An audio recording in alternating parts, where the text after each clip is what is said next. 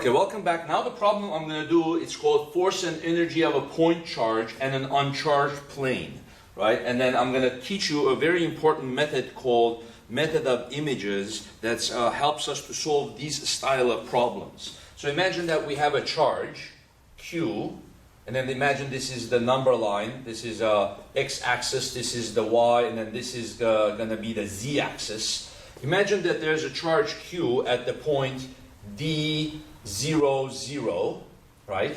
And then there's a plane here like this on the x equals 0 axis. The plane is a conducting plane, but it is uncharged, right? So we can look at the cross section of the plane like this, like that.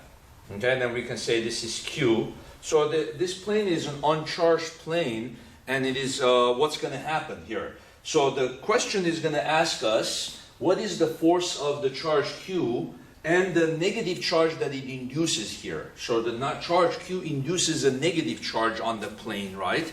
And then together they interact with each other. So we can say, what is the force and energy of the point charge with the negative charge that it induces on the plane, right? So what's going to happen is this Q is going to induce a negative charge here all over the charge, right? Negative, and it's going to be the total charge of that is going to be negative Q, right? So a positive charge induces a negative charge of the same magnitude on the plane that is conducting, right? So when we're saying this, we are assuming that the plane is touching, it's grounded, so that it can exchange charge with the ground, so that if you have a positive charge here, the negative charges will rush from the ground and will accumulate here and will get attracted to the charge Q, right? So the total charge that is induced on the whole plane is equal to negative Q, but it's distributed over the area of that plane, right? So then it looks like this from the cross section. So then we're going to say, what is the force of attraction between the charge that is induced here and the charge itself, right? The Q here. What's the force of attraction and what's the potential energy? So what we do when we're doing this is we use what's known as the method of images. What's going to happen, the electrical field of this distribution is going to look something like this. It's going to go from the positive and then it's going to go to the negative. You see how it comes in perpendicularly like this? So it goes in like this, it comes in perpendicularly, okay? Like that, like this. Okay? So the argument that is made when you make the method of images is, you ask yourself, what can I replace this situation by so that the total electrical field configuration stays the same? It basically looks the same as it looks right now, right? So then what can I replace this situation that will resemble the same electric field as what you are seeing now? And the argument is that if we replace this with this situation, this is Q, remember this one distance was D. If instead of a plane, we put another negative charge, imagine the plane was here, right? If instead of the plane, we put a negative charge, negative Q here, what is the electrical field of that distribution going to look like? So now imagine there is no longer a conducting plane in the middle. The distance between the two now becomes what? 2D, right? What does the electrical field of that look like? Well, it goes from the positive charge, right? And it goes like this. And then in the midway, the electrical field looks straight like this, right? And then it goes to the negative charge. So by replacing this by a negative charge here equal to that, what we've done is we have mimicked the electrical field configuration of a charged and a conducting uncharged plane. You see? So then the electrical field looks the same. It's going to go like this, like this, like this, like this, like this, like this, and then like this, right? So then we can say, what would the force between that negative Q and this Q be, right?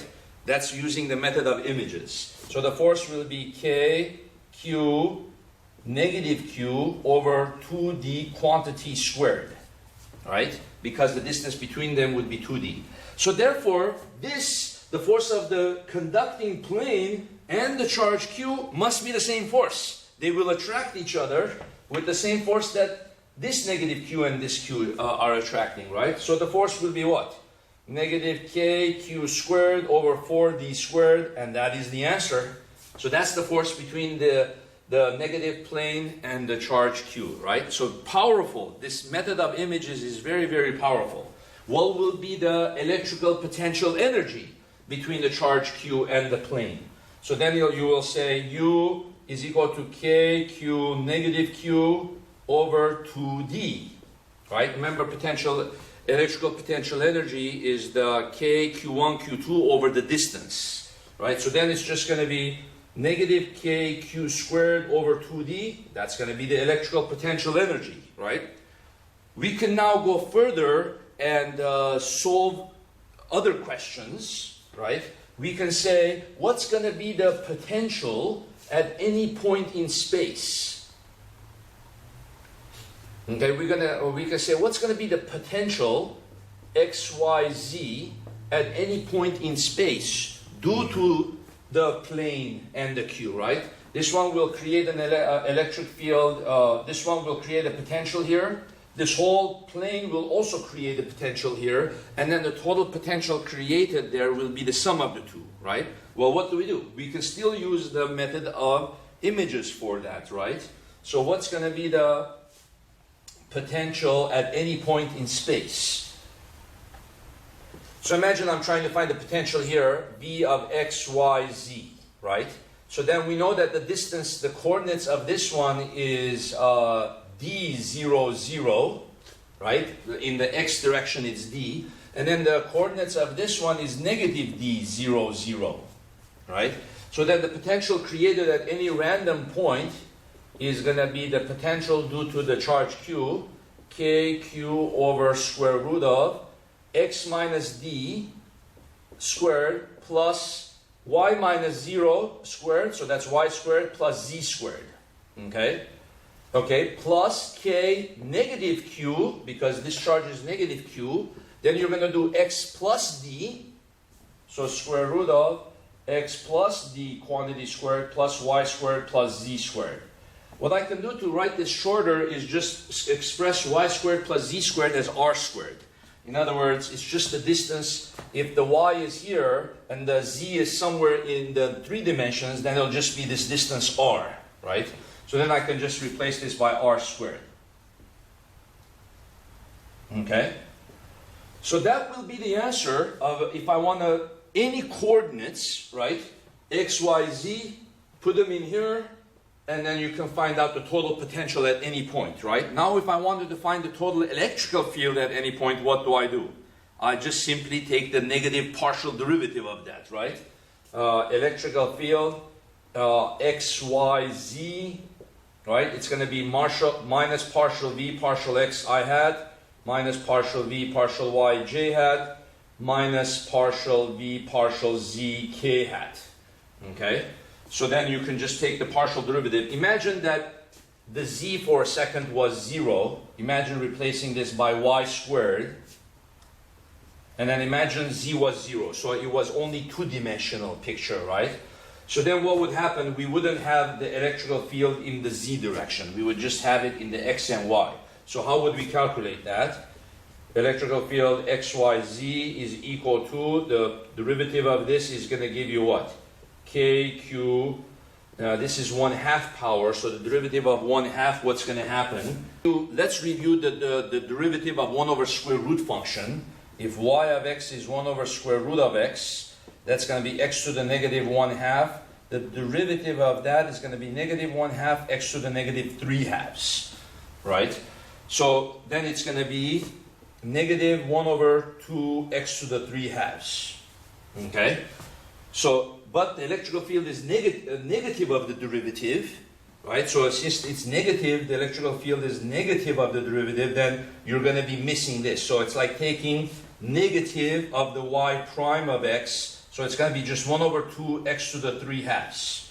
Okay, so then to do this quickly, we just say, okay, the derivative of this whole thing with respect to x is going to be kq over 2. This thing is going to be x minus d squared plus y squared to the 3/2. You see? But then we have to multiply that by the derivative of the inside. The derivative of this is going to be 2 times x minus d, right? Then the derivative of this one is going to be, because it has a minus, so it's going to be opposite the sign of this. So it's going to be minus kq 2 times, then it's going to be x plus d, right? Divided by 2x plus d squared plus y squared to the 3/2 power. Okay? All of this is the electrical field in the x direction, right? The electrical field in the x direction, I hat, right? But then there's also an electrical field, right? This is Ex. There's also an electrical field in the y direction, created by the q and the negative q, right? Remember, we're trying to mimic the electrical field created by a charge and a plane, right? By using the image, by using the electrical field of the charge and the negative charge, right? The dipole. So then we're going to say, then we're going to take the derivative with respect to y. So this is the most general that the electrical field can get. At any point in space, this is going to be the value of the electrical field, right? Now, we can go one more step. So now we have an equation that tells us the potential at any point in space due to a charge and a plane. We have an equation that tells us the electrical field at any point in space. Now we can go one more step and we can say, what would be the charge density induced on that plane? What's the charge density? Okay. Of course, I am assuming that that plane charge is rather big. We can call it an infinite plane, but it doesn't necessarily have to be infinite, but it's a large plate. Why do we assume that? Well, because when it's a large plate, then the electrical fields come and become straight, become perpendicular to that plane, right? Because if the plane was smaller, the electrical field at the end would be more curved in like this, you see? It'd be more curved in. So we don't want to have a curved in electrical field. We want the edges of the plane to be so large like this, so that for all intents and purposes, the electrical field is always coming in perpendicular to that plane, like that. So then it's mimicking, the way to mimic that by a charge distribution is to have a dipole, Q and negative Q. So I could even call this the force and energy of a point charge and an infinitely charged plane. Okay, although it doesn't necessarily have to be infinite, it just has to be quite large. Okay, okay. So now, if I want to find the charge density on that plane, what do I do? The charge density anywhere on that plane. Okay, I use this rule. I say the electrical field near a plane, near an infinite plane, is sigma over E0. Right. This is something we prove from Gauss's law. Right, we proved that the electrical field of a plane is sigma over E0, where sigma is the charge density of that plane, right? So if I want to know the induced charge on the plane, what do? I say sigma as a function of x, y, z is equal to E0 times the electrical field, right? So all I get is I get the electrical field, right? I get the electrical field near the plane, right? And I just multiply it by E0, that gives me the sigma. E, and the charge negative Q is x equals negative D, right? So in order to find the charge density of the plane, I'm using the electrical field at x equals to 0. So I'm putting here x equals 0, x equals 0, x equals 0, x equals 0. So what am I going to get? It's going to be 0, so kq negative d over, if you put 0 here, you get d squared plus y squared to the 3/2 power. Okay, then you combine this with this, you get negative kq, right? And you put 0 here, so you get d over, then you get here, you put 0, you get d squared plus y squared to the 3/2 power. Now, if you put 0 into this one, notice what's going to happen. If you put 0 here, you're going to get plus kqy. Then you put 0 here, you're going to get d squared plus y squared to the 3/2. And then you put here 0, you're going to get negative kqy over and then d squared plus y squared to the 3/2, right? What's going to end up happening, this is going to cancel out, right? Well, why is that? Well, because at x equals to 0, the electrical field doesn't have a y component anyway. This part disappears. The electrical field when x equals to 0 is like this. It's going to the left. It only has an x component. So this part disappears when x equals to 0. And then when you put x equals 0 here, you see, this cancels this. And that means, that proves that the electrical field doesn't have a y component when x equals to 0. Because the electrical field is just horizontal, right? So then we can just combine this. That will tell us what the sigma is. X, y, z. So we can say here, combine this and you just basically double it. Negative 2k qd divided by d squared plus y squared to the 3/2 power. Now I can replace y by r squared. In other words, I can be anywhere on this plane, any r, so I can be up a certain distance or I can also come out of the board, right? So I can just generalize it. D squared plus r squared to the 3/2 power. So what would it be at r equals to 0? Okay, when r equals to 0 is the highest charge density, right?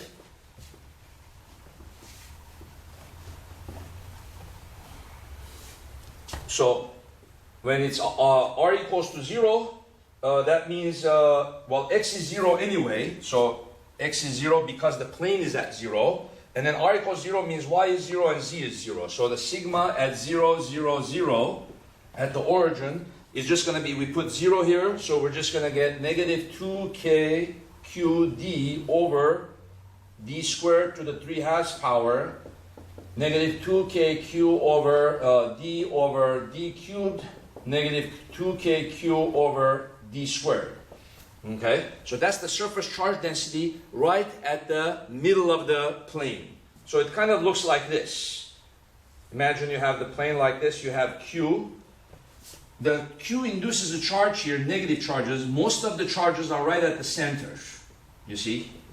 So this is what we mean by R equal to 0. The charge density is equal to this, right at the center. And the units of the charge density are coulombs per meter squared. Okay. Then as you radially move away from it, the charge density is dropping, right? Dropping. So what should happen if I integrate the surface charge density over the whole area of the plane, right? That's the last thing that we can prove. Okay, so we now developed an equation for the charge density as a function of the R, right? So what should be the total charge of the whole uncharged plane, right? So then we can say sigma is equal to dq dA. Then we can say dq is sigma dA. And then sigma is this function, negative 2k qd over d squared plus r squared. Okay, 3/2 power. Then we multiply that by 2 pi r dr. So we multiply that by the circumference of a ring, right? So then that's going to tell us the charge of the ring. Now if I integrate over the whole ring, right? If I integrate over the whole ring, so Q is going to equal minus, so we have here 4 pi K. So I'll take all the constants out. Q, D, right? Then integrate R dr over d squared plus r squared. Okay, then I integrate this from 0 to r, where r is the radius of the ring. But since I'm assuming that the plane is infinite, I can just integrate it from 0 to infinity. Right? 0 to infinity. So what's going to happen? Well, the integral of this, we've done this several times. And here you get 1 over d. Then if you put infinity, you just get 0. So this integral should come out to be 1 over d. So if I multiply this, q is equal to negative 4 pi k q. What's going to happen? Okay? Then I'm going to cancel this out, right? And then I'm just going to get q is equal to negative 4 pi k q. Okay? I'm actually missing the constant E0, right? Remember I said electric field is sigma over E0. So sigma should be E0 times E, so it should be E0 times this. So I should have had the extra E0 constant, right? So everything, when you complete the circle, you should get back to where you started. Everything should make sense, right? So my sigma equation was missing the E0. So then when I integrate that, I should have an extra E0 here, which comes out over here, E0. Okay, and then comes out over here, E0, Q, and then we should have the E0 here, right? So what is that equal to? This should be the total charge induced on the infinite plane by the charge Q, right? Well, 4 pi K, that's equal to 1 over E0, right? So negative 1 over E0, Q, E0, E0, E0 cancels. You get negative Q. So the total charge induced on the infinite plane is negative Q, which proves exactly what we were saying. So a charge Q induces a total charge of negative Q on an infinite plane. Okay? Thank you very much.